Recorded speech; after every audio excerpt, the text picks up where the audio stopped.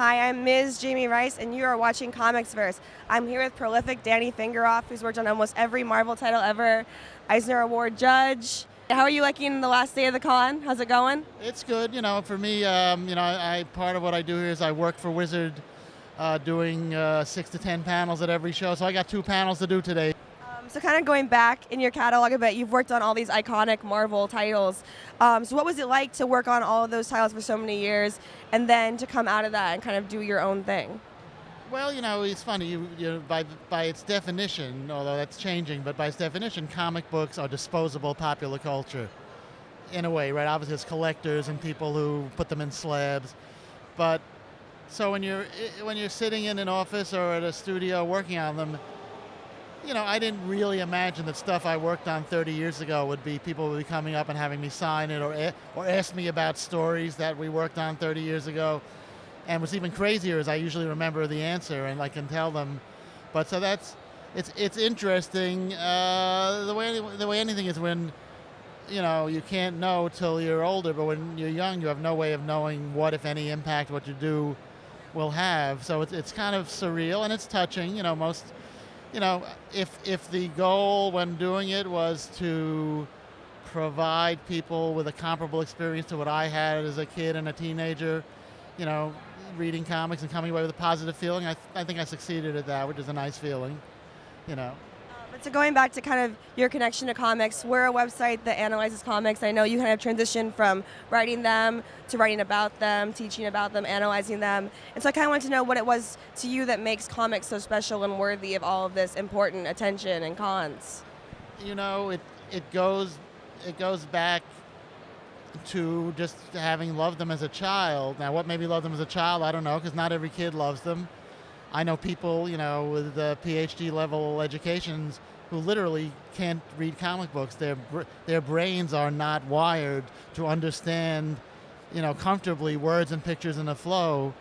But I always could, and I just, I always thought the medium was exciting, and pretty much at every point where I thought I was losing interest, something new would happen, right? Either a new exciting creator would come along, or something like the underground comics, or the independent movement, or the whole graphic novel world. So people are always discovering that comics, are quote unquote not just for kids anymore, but people are also discovering, oh look, comics actually are for kids too, I mean, right, Raina Telgemeier is probably the biggest selling graphic novelist in the world that a lot of people have never heard of, and yet they probably have her books in their home, right? Raina sells millions, literally millions of copies. So the medium has endless potential, and I love that it lives in your head, right? If you just look at a page of comic art, it's just a bunch of pictures. Even the best drawn is just a bunch of comic art. It's not until you make the movie in your mind that it comes alive, and that to me that's just like this really fascinating thing about comics. And when you think about it, but you don't have to think about it because literally kids can read it and make those pictures come alive. But if you look at a comic like just out of the side of your eye, it's just like, oh, it's just a bunch of still pictures. So it's fascinating the way that works. So you've been in the industry obviously for a long time, and I was wondering, not too long. Well, yeah. I was wondering if you had any advice for people trying to break into this industry, especially people who are trying to get involved like with the bigger publishers versus trying to do stuff on their own.